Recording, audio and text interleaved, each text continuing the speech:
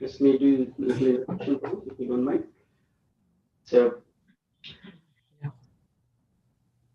welcome you all for our Iskcon Naperville Sunday feast.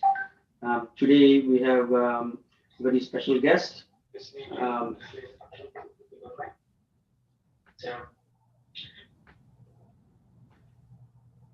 His Grace Shyam Prabhu.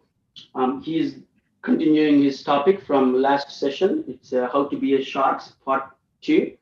Little intro about Shyam Prabhu. He is a director of the Sanctuary Meditation and Wisdom Center near downtown Chicago. He's been distributing spiritual literatures, Bhagavad Gita, Bhagavatam, and Prabhupada literatures, and also teaching mantra meditation and yoga as his full-time engagement for the last 7 years. Prabhu holds a degree in economics, and he also worked in History Channel before. Besides loving to meditate, study, and share ancient wisdom, Prabhu also likes bhel puri. So if anybody is making bhel puri, please feel free to invite Prabhu to your house. Hare Krishna, Prabhu. With that, I will let you take the script. Right. Thank Wonderful. You. I keep forgetting about the bhel puri in my bio. I think I might have to change my bio. Because I also like dosa. I also like dosas, so I think people should know that both are possible, dosas or bhel puri. Absolutely. Thank you so much. We will do the modification. Exactly. The bliss is always expanding, as they say in Krishna Consciousness. Now, I'm sorry also for the delay. I apologize on my part for that. I went to the wrong link actually, so that's my fault. But welcome. I'll just chant the Mangalacharna prayers. So anybody who is on the call would like to join me, please feel free to join me.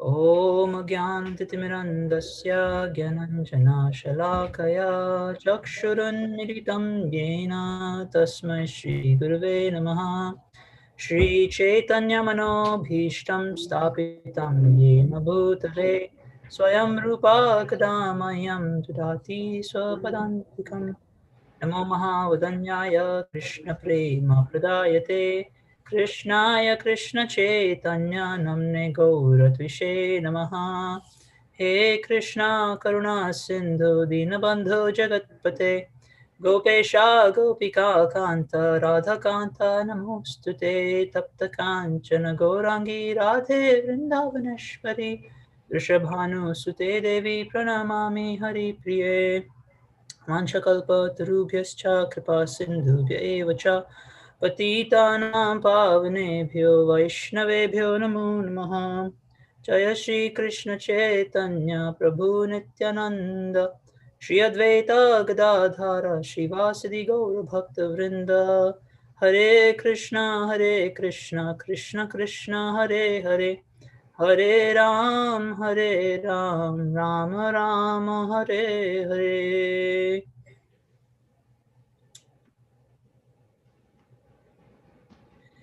Jai, Hare Krishna, everyone. Welcome to the Sunday Feast class. Thank you, Panduranga Gopal Prabhu, for introducing me, and also thank you, Sumangala Mataji, for inviting me to speak. It's always, actually, for those of you who also give classes sometimes, you know this, that the greatest benefit in giving a class is always accruing to the speaker, because we're the ones who have, you think about the subject matter, you meditate on it, you reflect on it, you have to present it, you get really absorbed in the subject matter. So it's very pure. So it's always a nice opportunity to be able to share some thoughts in Krishna consciousness. However, I am very well aware that most of you are longtime practicing devotees. So as I generally request, I request that this class be a little interactive in the sense that I will turn to you for reflections, comments, realizations. So please don't feel shy. Please don't hold yourself back. There will be multiple opportunities during our presentation today for me to hear your reflections, because like I said, you're all practicing devotees, and as we go through our spiritual life, we have realizations and we experience certain things. So let's make it in the spirit of Gopashtami. Today is Gopashtami, and Krishna always went to the forest together with his friends. So let us enter into Krishna Lila together today as friends. Let it not just be me who is leading the katha. I will present some things, but I want to hear everybody's reflection. So our presentation today is called How to Be a Shark, Part 2. Part 1 was last week, and The basis for this title is really from a section of Srila Rupa Goswami's Bhakti Rasamrita Sindhu that Prabhupada translates as Nectar of Devotion. And this is the quote that inspired this sort of series.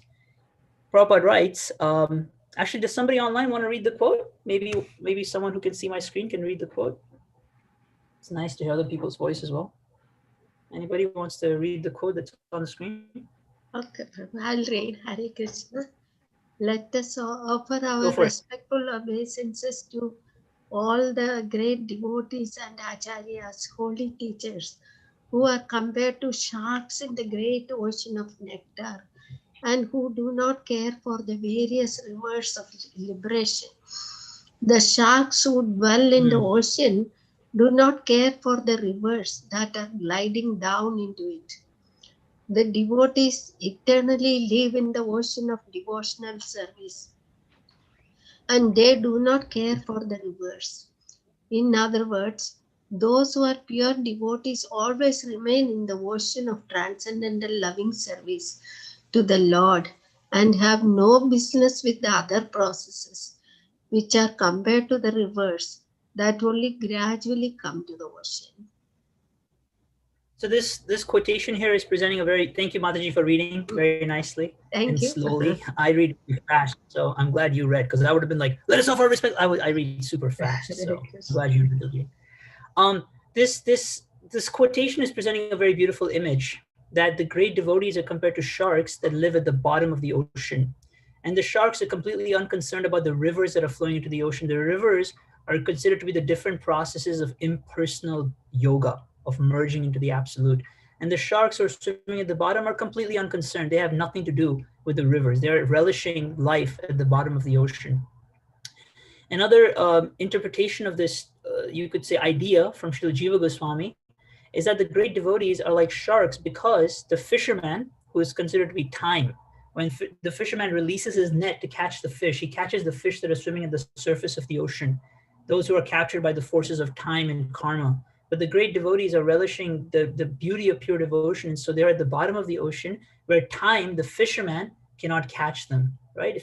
Maybe some of you are from South India, like the coastal regions, like a part of Karnataka, and you might have seen fishing boats out in the ocean. So how far can the net go? The net can go maybe 20, 30, 40 feet into the ocean, right? But if the fish is swimming deep in the deep ocean, the net is useless, cannot do anything. So the net and the fisherman is compared to the effects of time. And time will only capture the fish that are swimming at the surface, those who are not relishing pure devotion. Now, one statement here really sparked my curiosity. Prabhupada writes, they always remain in the ocean of transcendental loving service to the Lord. Not just transcendental service, but loving service. So the topic of last week's discussion was, what is love? What is true love? And I shared this verse from Srila Prabhupada. This is Adi Leela, chapter 4, verse 164. Adam, do you want to read it? Yeah, it's short. Lust and love have different characteristics, just as iron and gold have different natures. Purport. One should try to discriminate between sexual love and pure love, for they belong to different categories.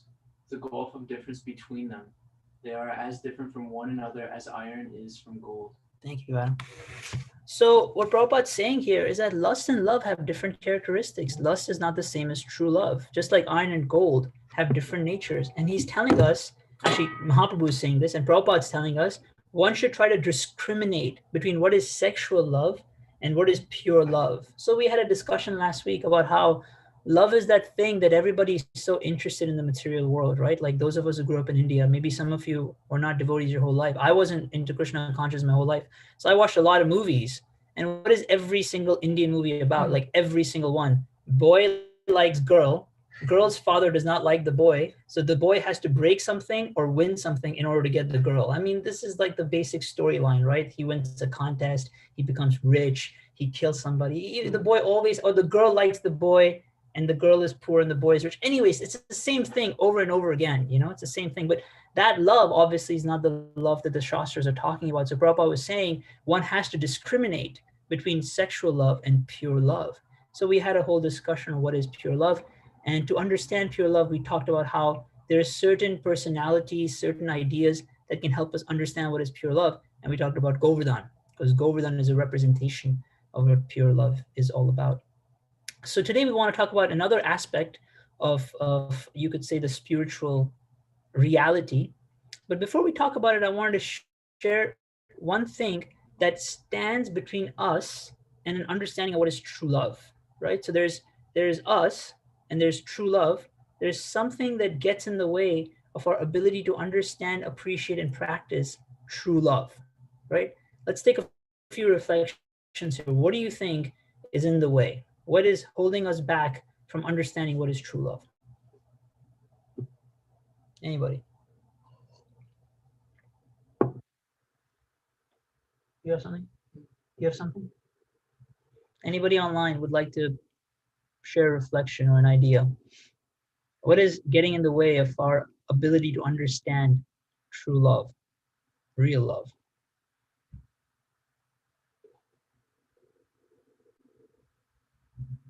I'm not going to start talking until he shares a reflection, so we can stay silent for as long as you like. Prabhu, I think my understanding is we don't even know how that looks like. Right. So ignorance. We can say simply ignorance. We don't even know what true love is. Good point. Yeah, if I don't even know what to look for, then how will I find it? That's a really good point. Anybody else? One more reflection. What is, Prabhupada says here, there's a gulf of difference between true love, pure love, and sexual love. So what is that difference? How, in our philosophy, how do we explain that difference? Hare Krishna, Prabhu. This is Samrita Kilnas, Prabhu. I think one thing coming to me is the true love is for Krishna and the other kind is for my own.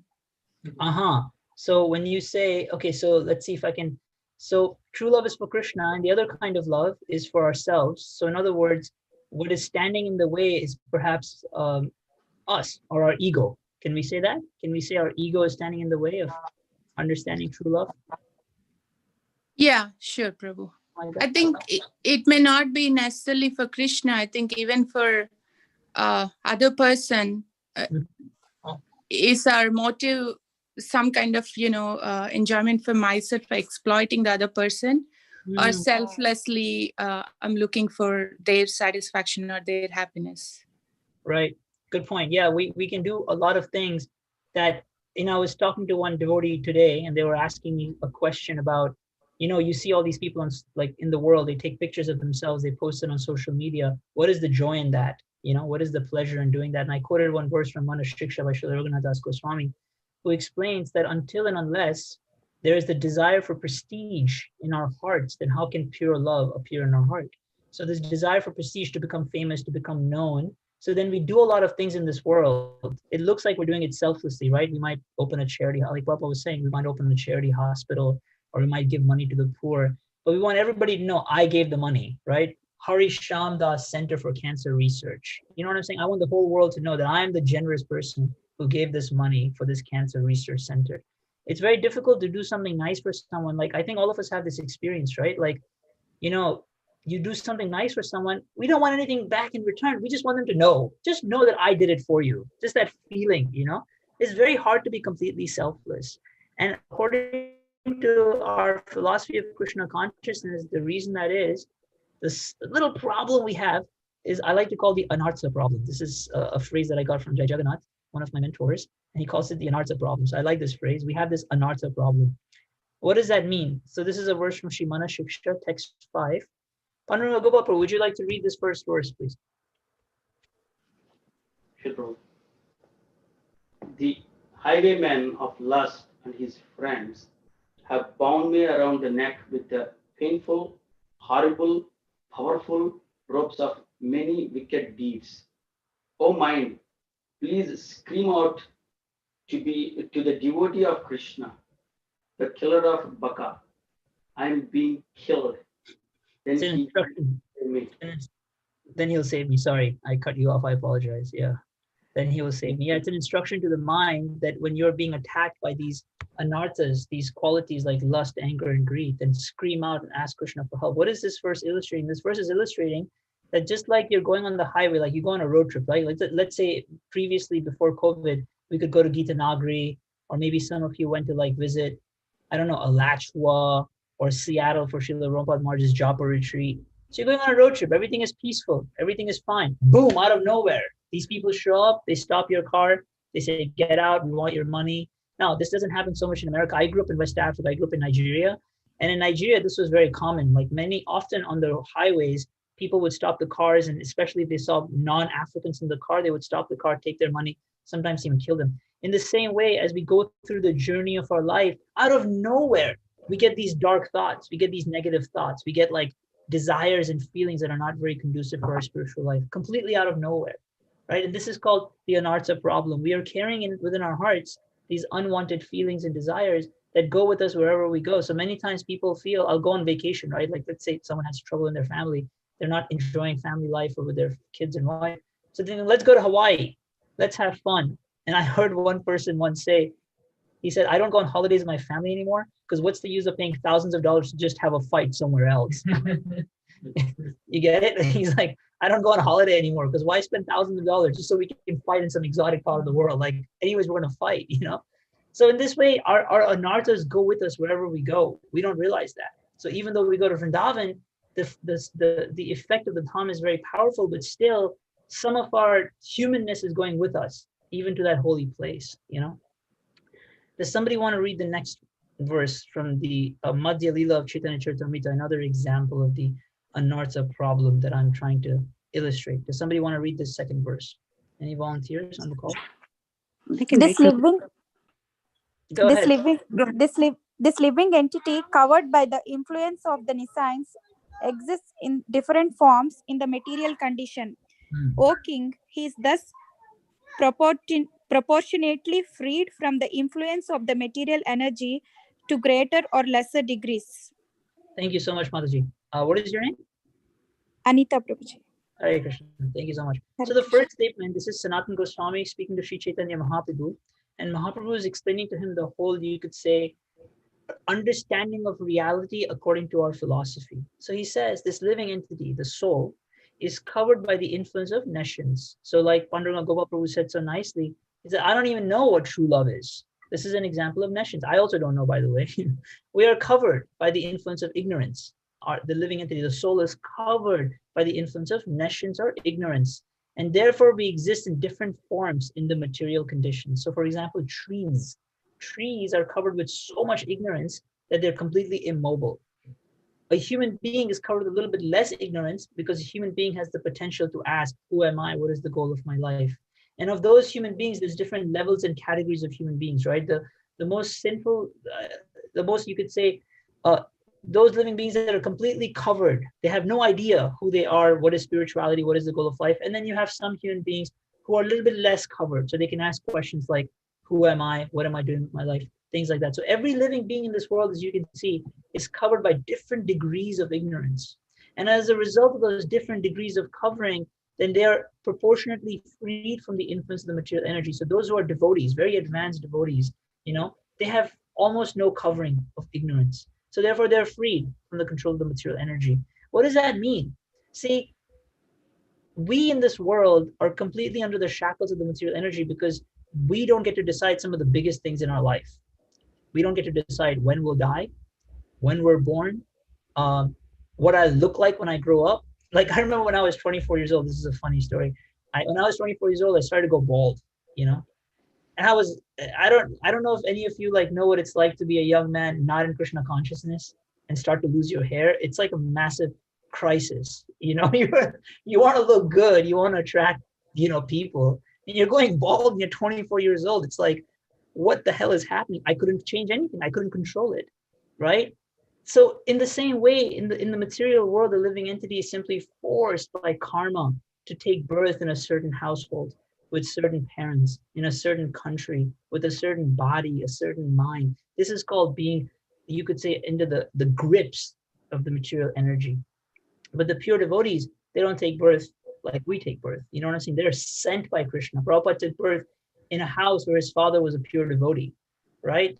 These are great souls. They are sent by God to liberate us. So they're not under the shackles of karma and material energy like we are, right? They're not. We are forced. We are forced to accept certain situations that we can't change. I don't want to go bald at 24, but I'm helpless against the forces of material energy.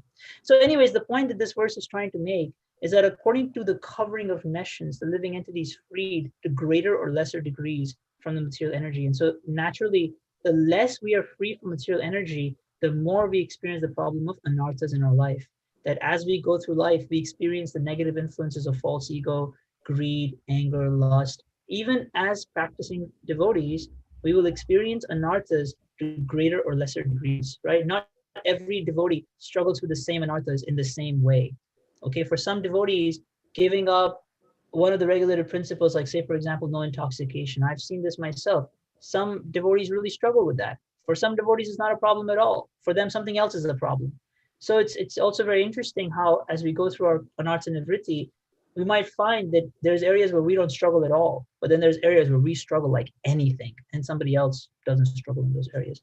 So this, because of this persistent, this presence of anarthas in our heart, this is one of the major blocks to our, you could say, ability to execute Krishna consciousness all the time, right? This is why we're not always able to stay Krishna conscious. So to help us with this problem, the acharyas have given some recommendations. This is a little image I found of just our minds, you know, like this is the number one. This is where all the anarthas kind of, you could say, take root, is in our mind. And all of us live with these minds. And sometimes, I remember one time I was listening to a conversation that Mother Prema Tarangini was having with another devotee. And they were just joking, you know, and they were joking how in Kali Yuga, sometimes your mind has a really nice, pure thought, and you think, wow, like I'm actually becoming a little pure. Literally 5 minutes later, you'll have this horrible negative thought, and you're like, what the hell is going on with my mind? You know? Or sometimes the dreams that we have, I've had some crazy dreams, and I'm just like, wow, am I really like that? I wake up, I look at my stuff, and I'm like, wow, am I really like that? There's something seriously wrong going on up in my mind. So this problem is there. So then the acharyas have said, okay, there's 5 things. There are 5 things that we can do in Kali Yuga to help us combat this very, very forceful mind that is filled with anarthas that makes it very difficult to remember Krishna. There's 5 practices that the acharyas have given that are especially powerful. And all of you have read Prabhupada's book, so I'm sure you know this already. So forgive me if it's a little boring, I apologize. But I just wanted to, I'm making a certain point, so I wanted to kind of show you how my ideas developed. So there's 5 practices that the acharyas have given that are especially potent. And one of them is, of course, Nam Kirtan. And this, Srila Sanatana Goswami explains in Brihad Bhagavatamrita that actually chanting of the holy names in Sankirtan with music is much easier in the age of Kali than even Nam Japa. So chanting the holy names on our beats, is, I'm sure all of you chant, you sometimes might experience, I definitely do struggle every day trying to control my mind. But oftentimes when we're in Kirtan, it's much easier to tune our mind into Krishna. So this process of Nam Sankirtan, this congregational chanting with music, is a very powerful way to bring our focus to Krishna, more so than even just Nam Japa sometimes. You know, sometimes with Japa we really struggle, but when we're in the midst of a Kirtan, all we think about is the holy name, the deities. They be very powerful. Bhagavad Shravan, just coming together and hearing the stories of the Bhagavatam. Sadhu Sangha, associating with advanced devotees. It's a very, how do I explain this? I always, you know, okay, here's how I want to put this. Sometimes when I'm sharing Krishna consciousness with some devotees for a while, some young people, and then you see they're making a little bit of progress, they're showing some inspiration, it's nice. Then you take them to meet some advanced devotee. Like say some like advanced devotee comes to town, you take this person to meet this advanced devotee. And then after they're done talking to them, they have this look on their face. They're like, wow, that was so cool. I'm so inspired. And you're like, I've been trying for months to try to get you to like feel this way. Can't do anything. You meet one advanced devotee, you get one hug, you know, from some advanced devotee, and you're so inspired, right? Anybody else have this experience that like you're preaching to someone and they see some new devotee and you're like, you've been trying for months, you know, try to inspire them, encourage them. They're like, yeah, this is nice. Okay, thank you for the books. Then they like, you know, Guru Maharaj comes to town or like some advanced devotee comes, they meet them. And after one class, you're like, I remember I took my mom to Gita Nagari one year. And after the retreat, she said to me, she was talking about Srila Rompa Swami, she said, why does he glow so much? You know, and she was like completely inspired by Maharaj's personality, you know, or I've seen so many young men, you know, whenever Srila Radhanand Maharaj comes to town, back in the day when we had, you know, Sunday feast, and I would bring some young men to the temple and Maharaj would give them a hug. And after that hug, they would just be like, he hugged me. I don't want to take a shower for a week because I got a hug from Radha Maharaj. Like that. So this association of advanced soul, Srila Bhaktivinoda Thakur says, in the presence of great souls, what will lust and anger do? And I felt it also in my own spiritual life, that when we come in the contact of some advanced devotee, we get a reflection of their bhakti in our own hearts. Therefore, the acharyas have said, try to seek out advanced association as much as possible, and of course we understand not just through the form, but also through the Vani, right? Mathura Vas, this is the point I want to focus on today, is visiting the holy places, the dhams. Many of you have been on yatras, and you know the difference, right? I remember specifically a couple of years ago, I was on the bus leaving Mathura going to Jaipur to visit my family. And I remember distinctly as my bus crossed Bharatpur, the border of Braj and Rajasthan, and I was chanting japa, all of a sudden I felt like I just lost all interest in chanting the holy names. I remember it was such a distinct experience. I crossed the border of Braj into Rajasthan from Bharatpur, and I was like chanting, and I was like not feeling anything. And I was like, wow, it's so powerful, the influence of Krishna's holy land, which is manifested here on the earthly planet that we understand as non-different from the spiritual world and the spiritual realm. It has this influence. There's two potencies. My spiritual master once explained in the class that there's two energies that work specifically in the dham. I didn't prepare this point because it's just coming to me spontaneously. I'm trying to remember the exact Sanskrit word for this. Oh my God. Anyways, I can't remember now. There's one energy that liberates you in the dham, and there's another energy that pushes you towards Krishna. So there's these two energies that are working specifically in the holy dham. And therefore the acharyas have said, go to Vrindavan, go to Mathura, go to Jagannath Puri, go to Mayapur, because in that place we feel the influence of Krishna's presence even more than we do in Vrindavan. And I think anybody who's been on yatra, I've seen some of you in Vrindavan a few times. You know what it's like when you leave. The heart is heavy. The heart is heavy. You know exactly what's going to happen when you leave Vrindavan. Krishna is going to be like number 3 or 4 on the list. Everything else will become priority, and our Krishna consciousness will become like maybe 3rd or 4th. I mean, I'm just being about myself. All of you are very advanced, but I know what it's like. You leave Vrindavan, and all of a sudden, it's like the material world just kind of like closes up on you again. So the acharyas have said, go to Vrindavan if you can, spend time in the dham. And the last item that Srila Rupa Goswami gives is Priti Purvaka Murti Seva, which means love-filled service to the deity of Krishna, deity worship. So many of you have deities at homes, and this is also another powerful way to intensify remembrance of Krishna. Why? Because you're standing there in front of the deities, offering some flower. Yes, we can be distracted, but just with a little bit of like focus, we immediately come to the presence of what we're doing. We realize, wow, I'm offering a flower to God, So if we're just sitting, not, looking at anything or doing any activity, it's a little bit harder to remember Krishna. But in the midst of doing our deity worship, just with a little bit of focus, we can bring our awareness to Krishna. So today I want to focus a little bit on Mathura Vas. This is the point I want to focus on. But before we go to the next section, as I warned you already, I want to hear some reflections. Can you share, just anyone, on any of these 5 activities in devotional service, which one works the most for you? Like, just, I want to hear from you, your heart, which of these 5 you feel like, when I do this, I feel so close to Krishna. I feel like this is how Krishna inspires me in my spiritual life. Anybody can share, please. Hare Krishna, Prabhuji. For me, Naam Kirtan. Why? When I'm in Naam Kirtan, I don't think much about other things, Prabhuji. Like, my mind doesn't go here and there. But when I chant on beats, my mind runs like a bee. But when I'm Naam Kirtan, I mostly concentrate on the music. I will be like completely on the holy name. My mind. That's beautiful. You know what Srila Sanatana Goswami says in Priya Bhagavatamrita, that Krishna slipped away from the silken ropes of meditation. So now our japa is considered an aspect of meditation, only to be captured by the iron chains of Nam Sankirtan. In other words, this Nam Sankirtan has the potency to really capture Krishna, more so than even our meditation practice. Because meditation we do alone, it's not as effective. Nam Kirtan we do in a group is very powerful. Thank you for that reflection. That's really nice. Thank you so much.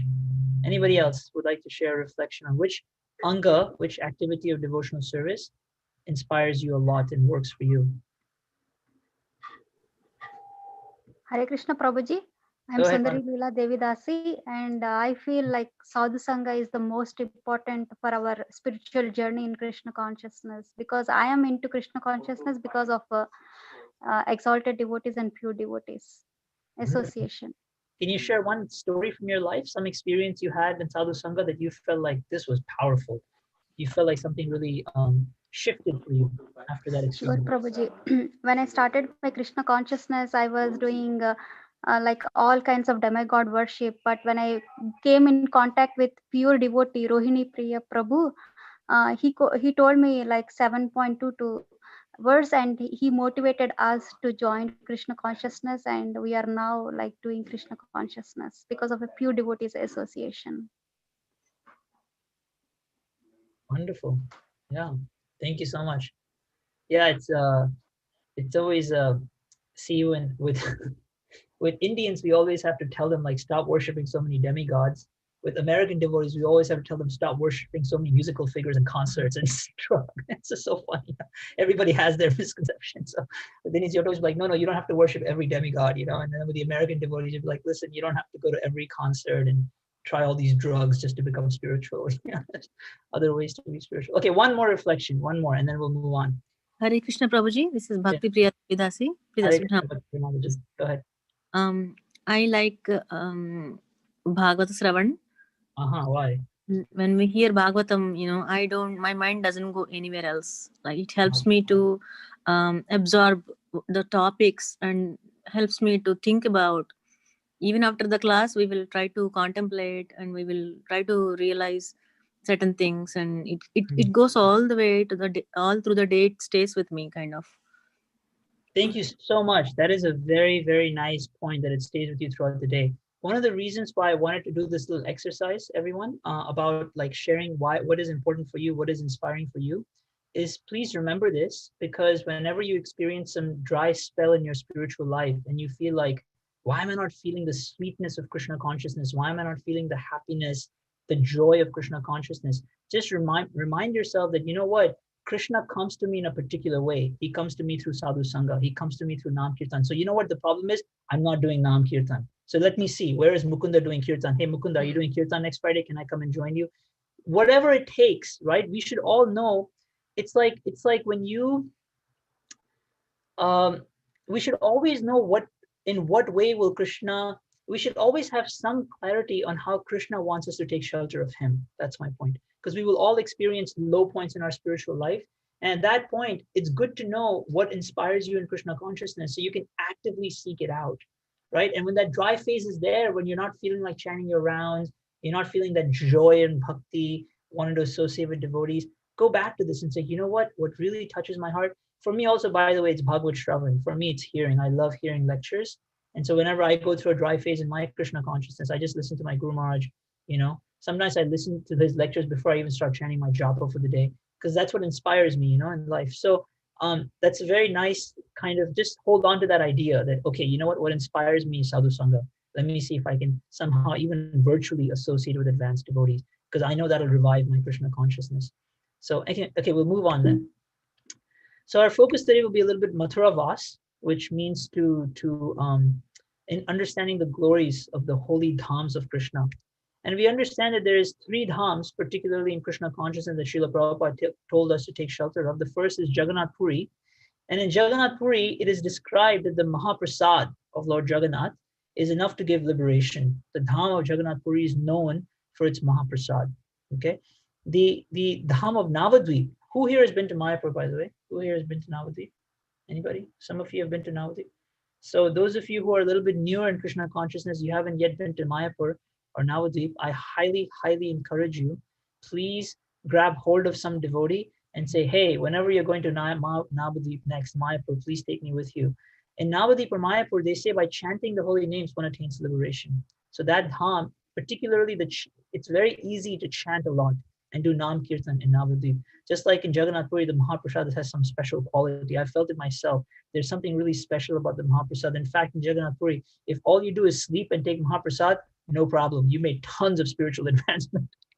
Jagannath Puri is a great place for that. You're making spiritual advancement just by sleeping and eating Mahaprasad in Jagannath Puri. And you see in Chaitanya Charitamrita so many passages of Mahaprabhu just relishing Mahaprasad with his devotees, because that Mahaprasad is nectar from Krishna's mouth, so they're relishing that. So Nam Kirtan and Navadip. In Mayapur, we find very easy to participate in Nam Sankirtan for many, many hours. So what is potent about Vrindavan? We are interested in Vrindavan because this is the month of Srimati Radharani, and this is the month when we celebrate the Damodar Leela. So it is described in the scriptures that the potent force, the potent, you could say, entity that is really helping us in our spiritual life in Vrindavan is the dust, the sacred dust of Braj. And this is what Srila Prabhupada has to say about the dust of Vrindavan. It's a nice picture of some of my friends. We were on Govardhan Parikrama a couple of years ago, and this is just them rolling in the dust. Somebody wants to read this quote from Srila Prabhupada, please? Any volunteers to read this quote from Srila Prabhupada? Because Vrindavan dust is not different from Krishna. When you take a little dust from Vrindavan Dhama, it means you are taking dust from Krishna's lotus feet. Thank you so much, Mataji. There are three entities in Vrindavan that directly contacted Krishna that we can still access. The first is Giriraj Govardhan. Krishna walked on Govardhan Hill, and the hill is still there. Krishna swam and played in the Yamuna, and the Yamuna is still there. And Krishna walked through Braj, and the dust that he stepped on is still there. And so particularly the Acharyas have said there is something very magical and very powerful about the dust of Braj. There is a very nice story like this. It's an old story from just historical India, and it's about the Queen of Jaipur. So this is, I think, in the 19th century, the Queen of Jaipur went to Vrindavan, and the royal family of Rajasthan was always very much attached to Vrindavan because they were all mostly worshippers of Krishna. So in fact, that is why so many deities, when they were taken from Vrindavan, they are in Jaipur. And so the Queen of Jaipur was in Vrindavan, and she was going on Radha Kund Parikrama in her palanquin. So then the palanquin stopped, and she was wondering what's going on. So she looked outside her palanquin, and there was the guards were there, and there was one lady sweeping the path, and she was blocking the way. So the guards, her guards asked, "Do you want us to ask her to move?" And she said, "No, don't ask her to move, because you see, I am just the fake queen. She's the real queen because she's wearing the jewels of the dust of Vrindavan." She said like this, "I'm just the fake queen, but she's the real." So even, this understanding that there's something special about the dust of Vrindavan is quite known amongst those who like to visit the holy place. Let's hear some evidence from the scriptures. This is from the Brihad Vamana Purana, and this is quoted in a book called In the Perfection of Life by Srila Prabhupada, which he wrote actually before he even came. In the Pursuit of the Perfection of Life, he wrote this book before he even came to America. I'll read this quote. He says, this is a quote by Lord Brahma is speaking this. He says, "I tried my best by undergoing austerity for 60,000 years in order to be able to get the feed dust of the damsels of Braj, the cowherd boys, and King Nanda. Yet I did not get the blessings of the dust of their feet. Therefore, I think that myself, Shiva and Lakshmi, are not at all equal to them." So Lord Brahma is praying like this, that I tried just to get a little bit of dust from the lotus feet of the gopis, the cowherd boys, Nanda Maharaj. So what is so special about this dust that is in Vrindavan? It is explained that actually this dust of Braj, it carries not just the mercy of Krishna, but also the devotion of many of the great souls who have walked through the holy land. And also, of course, Krishna's eternal associates. In fact, today is Gopashtami, which is a day when Krishna begins his pastimes as a cowherder. So Krishna is a little boy, and Gopashtami is the day when he's given charge of his own, cowherds, calves to take into the Vrindavan forest. And it is explained by the Acharyas that when Krishna returns home in the evening from herding the cows, what is the first thing that the Brijvasis who are waiting for him in Vrindavan, what do they see? What is the first thing that they see? Does anybody want to take a guess? If you know the answer, don't say anything. If you don't know the answer and want to take a guess, let's hear some guesses. Does anybody know what is the first thing that the residents of Vrindavan see when Krishna is returning home in the evening from herding the cows? Anyone you want to take a guess? I guess, Prabhu, it's like the dust, when the so many, cows and cowboys are walking, Yeah. dust comes up, right? That's right. That's right. That's what I was thinking. That's right. You're right. You're absolutely, because you're such a devoted and wonderful soul, you have guessed correctly. Even your guesses are actually shastric, Prabhu. It's wonderful. Yes, you're right. The first thing they see actually is the dust rising from the hooves of the cows and the calves. And in that dust, they see like a bluish cloud.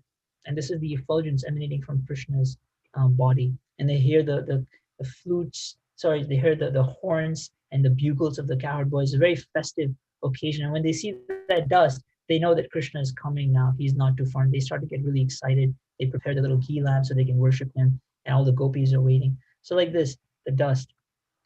Here's another really nice verse from Vrindavan Mahimamrita by Srila Prabodhananda Saraswati. Who would like to read this verse? O Vrindavana, I do not find this kind of happiness even on Chandraloka. Your particles of dust dwarf the happiness of all the demigods. So Sri Prabodhananda Saraswati is saying that in this dust of Vrindavan, I find Krishna's mercy. I find the love for Krishna that the residents of Vrindavan have.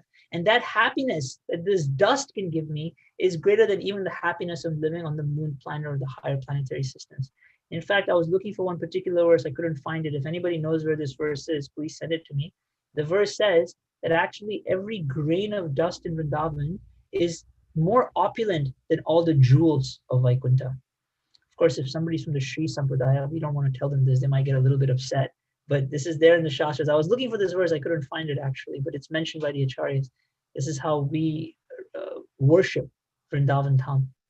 Because it is a special place. There is the relationship that the devotees of Vrindavan experience there with Krishna is very different and very special that anybody experiences with God in any other place.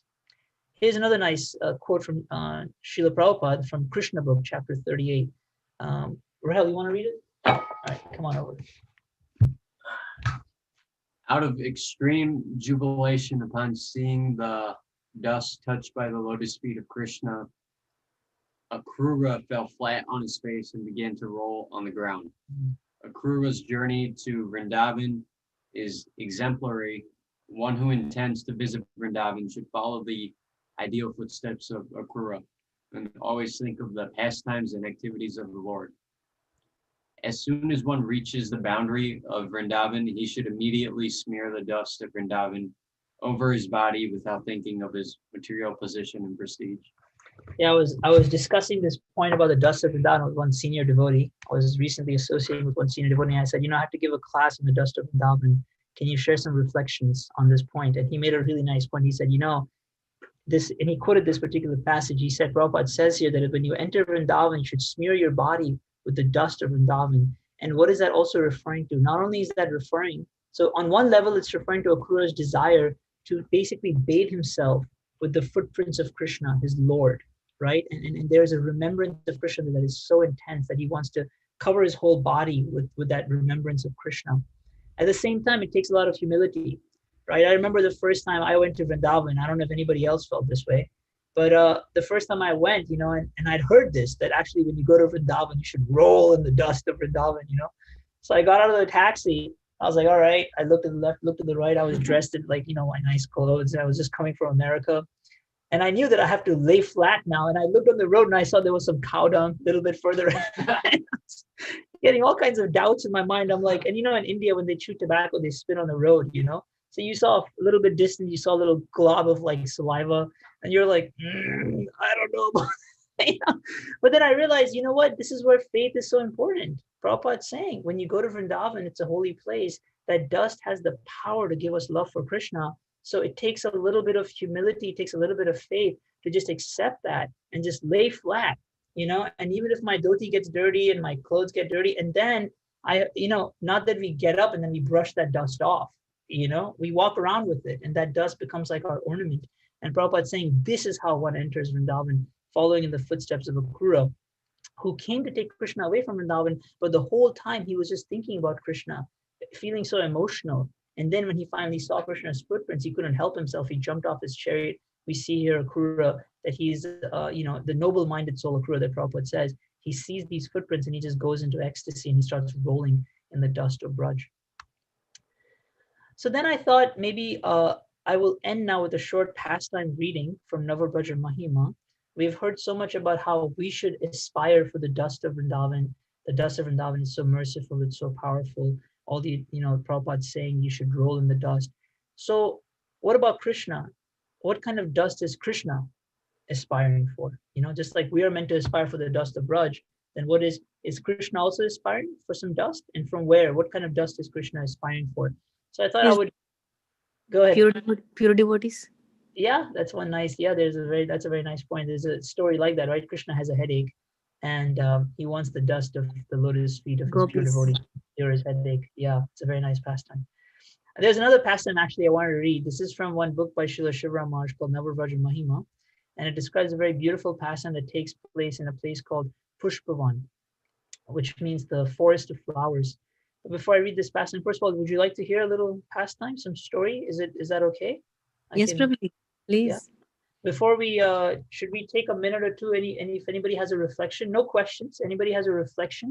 Let's take a reflection or two, and then I will read you just 2 pages. I want to read it directly from Maharaj's book because it's so beautifully explained and written. I don't want to interpret it in my own words, but I'm going to just get some flute music ready so we can concentrate more on the pastime. Does anybody have a reflection before I read this?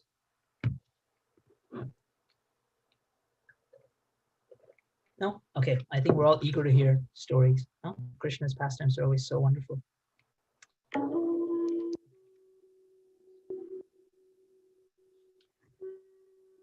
you hear me over the music, or is the music too loud? Just give me a thumbs up if the audio is good. Thank you so much. Another pastime related to this area took place on a Sunday. Radha and her friends were on their way to Surya Kund, stopping first at Pushpavan to collect flowers to use in their worship of the sun god. The gopis were in a hurry, and so they fanned out, each one hastily picking flowers and collecting them in her own basket, anxious to get to Surya Kund, where, rumor had it, Krishna was waiting for them. But rumors can't always be trusted. Sometimes rumors are actually misinformation intended to distract naive girls from Krishna's actual plan, which on this occasion was to surprise the gopis at Pushpavan. Hid and watched as the cowherd girls arrived at Pushpavan. So Krishna is hiding and waiting for these girls to arrive. Then he moved to a branch of a green champak tree, dense with leaves. He climbed aboard a tree and he hid in the branches, just above the path upon which Radha was picking flowers. Krishna's weight on the branch made it bend earthward, so that Radha came there, she could easily stand on her toes and pull down the branch, and with her left hand to find the fresh blossoms above. So the branch was a little low, and she could see a lot of flowers.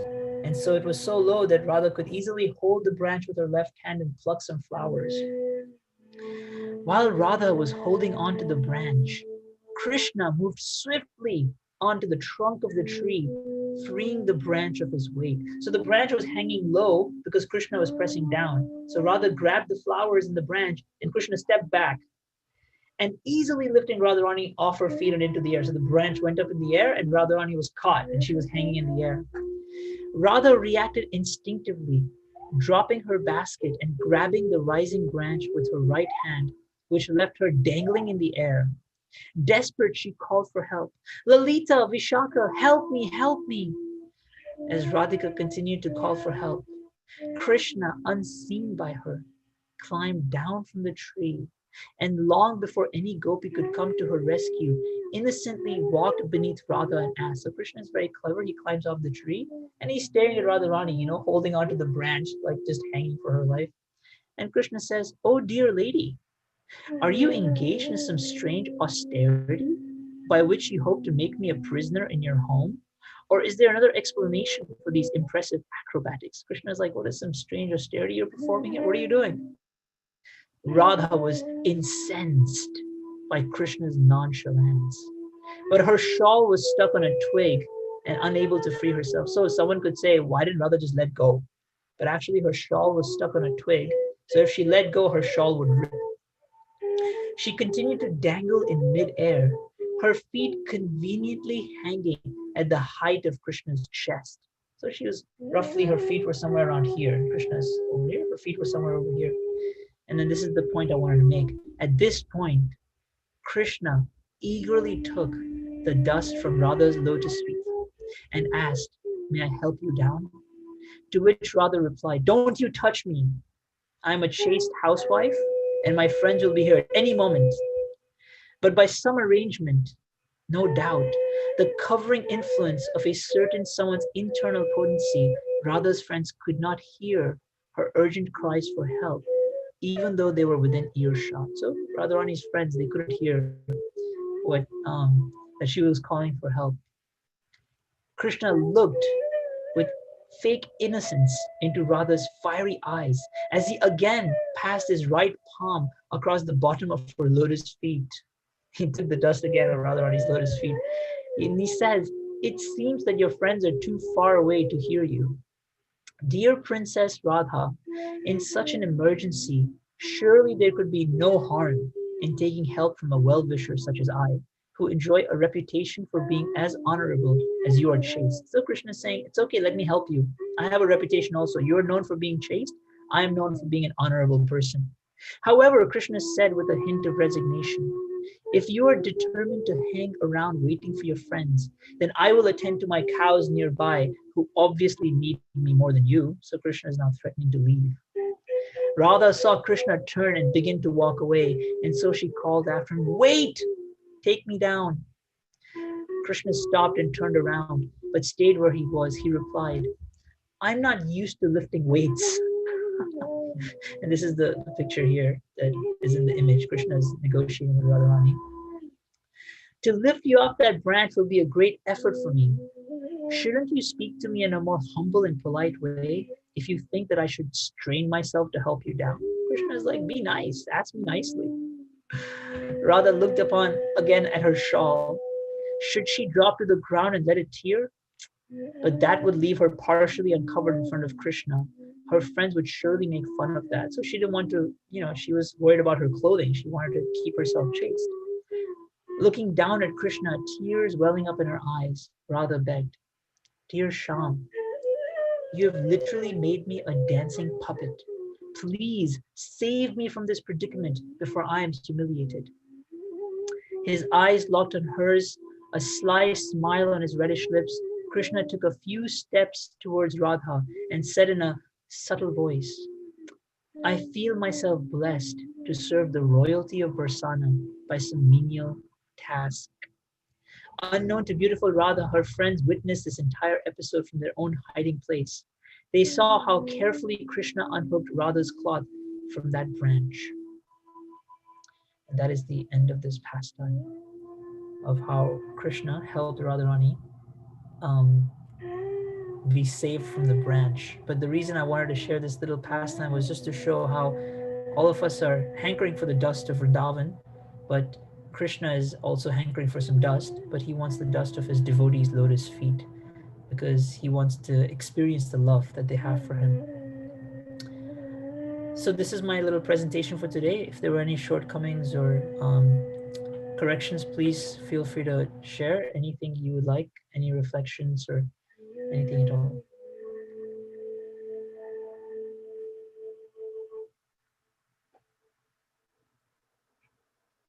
We have a reflection.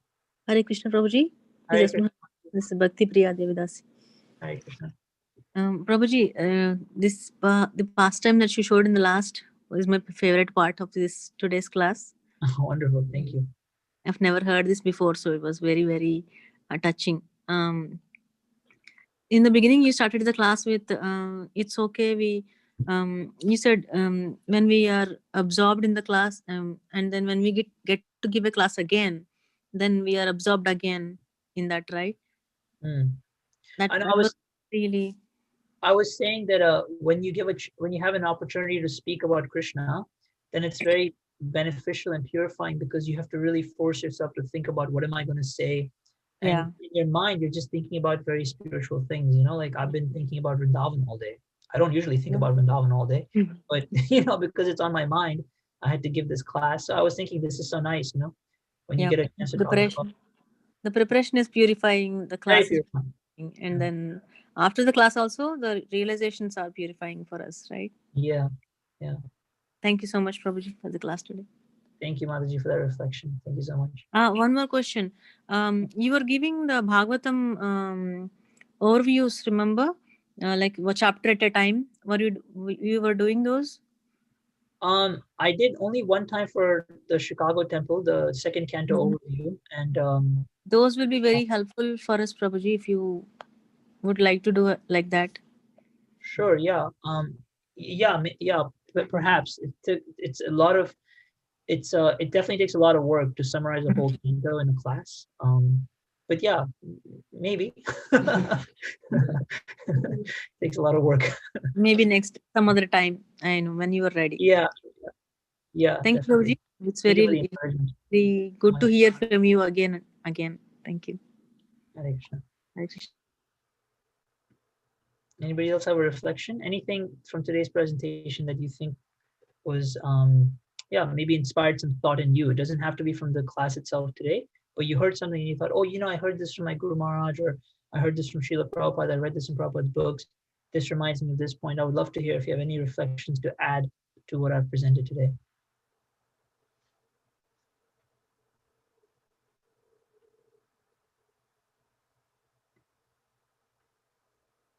Anything? Adam? Anything? Hare Krishna, Prabhu. Thank you so much. It's always to hear about Vrindavan and these pastimes, even though they are very elevated, but still they actually help us to get that absorbed. Two things really were very from your sharing, Prabhu. One is about this, you mentioned these 5 forms. What is that which really helps us? In what way Krishna wants us to take shelter of him? So that was really touching, identifying what is that my heart really connects to. And going back to that in the, when we are going through that dry, low phase, which doesn't take often, the frequency is so, so small, it keeps going through that sine curve. So that was really very nice. Thank you so much for bringing that. The other point, as you were sharing about this, visiting Vrindavan for the first time, it was really amazing to think. When we hear these, it feels so inspiring. And I mean, for me, I also think I have so much faith. But apparently, when we are in that situation, that like, do I really want to lay flat? My clothes get dirty, or like what's happening? That really, shows me how much faith do I really have. I mean, it's not that I don't have any faith at all, but that shows us the depth where we are. Yeah, definitely. It's definitely a test. It's like when we're in school and you get given a math problem, then exactly how far you've studied your math. When a problem is too hard, you're like, I can just almost get it, but I'm not able to cross it. So yeah, those tests are a good way to know where we're at in our growth. And yeah, thank you for also picking up on this point about understanding how Krishna wants to come to us. So for some of us it'll be to Sadhu Sangha, Bhagavad Shravan, Nam Kirtan. And so knowing what inspires us in Krishna consciousness will be very helpful as we have to deal with all the complexities of the material world, the ups and downs, the dry phases. We can take shelter of what really inspires us. Thank you for picking up on that point. Prabhupada Mataji, do you have anything to add to this class? I see you're online, and I am very grateful that you're here. And I would love to see if you have anything you wanted to add to this class. It says her audio is connecting. Yeah, doesn't look like she has audio right now. Interesting. I think that's it, Prabhu. I think that's it. Nobody else has any reflections, or then we can close the session for today. I have something to. Oh, Jai. When you asked me to read that, when I read that, the mind screaming, all kinds of torture and scream out for help from devotees. So I was remembering the Mukundamala Stotram. So that was also in the similar lines, like Mukunda Manobhi. So it was very nice to see the correlations everywhere in the scriptures. It was very nice you presenting that, Prabhu. Thank you for reminding that. Yeah, thank you so much. Yeah, yeah, just that awareness that I need help, right? It's such a powerful point in spiritual life. Just the awareness that, I need help. I can't do it on my own. And in every level, there's like a little bit of help required to go to the next level. Yes. So knowing that is very nice. At my level, screaming out for devotees is better than screaming out for Krishna. Definitely, yeah. I think that's true for all of us. Krishna is quite far. Devotees are close. I remember one story. I think Ainapur may have shared. I forget who shared the story with me. I mean, Ainapur, of course, I never met him, but I forget where I heard this story from. But this devotee was saying how he was having trouble with nightmares, and ghosts were bothering him. And so, like, he would call out Krishna, Krishna, and the ghosts were still bothering him. And one night he called out Prabhupada, and then after that, the ghosts stopped bothering him. So, anyway, it's a cute little story about, for us, how sometimes, calling out to devotees is very helpful. There's also another nice story like this. This is from the Padma Purana, actually, that one time Krishna was with Rukmini, and he was just with Rukmini. I forget what they were doing in the pastime, but he's with his wife, Rukmini, and all of a sudden he gets up to run. And his wife is like, "Where are you going, my lord?" And he's like, "My devotee needs me." And she says, "Your devotees are always calling out to you, but you have so many energies, expansions, you can take care of them in other ways. Why are you personally going?" And he said, "No, this one is different, because when my devotee didn't call out for me, he called out for Gurudev. And because he called out for Gurudev, I make it my personal mission to now go and help this devotee." So the story is in the Padma Purana. I heard this from one devotee. It'd be nice to find the actual story, but it was a nice story about how when we reach out through the devotees, then Krishna himself is inspired to come to our help. That's a nice one. Yeah. Hope giving one. Yeah, definitely. Nothing but hope in Krishna consciousness. Yes. Nothing but hope in Krishna consciousness. Okay. Let me see if there is any questions on the YouTube, Prabhu. Yeah. I do not see any questions on YouTube. In the meantime, Prabhuji, I have something. You just discussed about the calling out the name of the devotee, and I remembered a little. I heard somewhere from one of the Mataji's class, and I would like to share if that's okay. Please, go ahead. So there is this doubt about, not doubt. It's more like we go to dham and go to temples that are full of devotees, right? And everybody is trying to take the Mangalarti darshan, and it's the hall is full. And how do we know that Krishna is looking at us? So then this Mataji said that if you call out to Krishna, he's not going to look at you, but you have to call out Jai Prabhupada, Jai. Like that, if you call out to his devotees, that's when he will, in the whole crowd, he will look at you. So I was like, that was very touching, and you just mentioned the kind of similar thing. Yeah. So just wanted to share that. Yeah, that's a really nice point. Yeah, just on this point, so under the philosophy underlying, like, who is Krishna attracted to? We hear from Srila Bhaktisiddhanta Saraswati Thakur that don't act in such a way that you want to see God, but that God wants to see you. And so we understand that Krishna will become interested in us when we want to look at us, when our heart is filled with devotion or bhakti. That is what attracts Krishna to us. It's explained that bhakti is like honey or like nectar in a flower, right? So when you're in a garden, you're walking through a garden, you see lots of flowers. What do you see flying around a flower? You see a bee, isn't it? You've seen this effect before, like bees are flying over flowers, isn't it? So in the same way, the heart the bhakti is compared to like nectar inside a flower, which attracts the bee of Krishna's mind. Krishna is helplessly drawn to a heart that is filled with devotion. Now, so the question becomes, how will our heart become filled with devotion, right? How will the heart become filled with devotion? And for that, it is explained that the heart filled with devotion when we take shelter of a devotee who carries bhakti in his heart or her heart. And by serving this devotee, by remembering this devotee, by following the instructions of this devotee, like this Mataji nicely explained to you, by taking shelter of Prabhupada, the more we take shelter of devotees who have devotion in their hearts, our heart also fills up with a little bit of bhakti. And as soon as there's even a little bit of devotion in our heart, Krishna is immediately, he's looking at you. He's like, where is she? Where is she? I can tell this one has devotion for me. And devotion doesn't come by going to Krishna directly. It comes by going to his devotees, those who have devotion for him. They'll give us some like that. So yeah, nice point. When you call out to Prabhupada, remember Prabhupada, then something can happen. Krishna can look at us.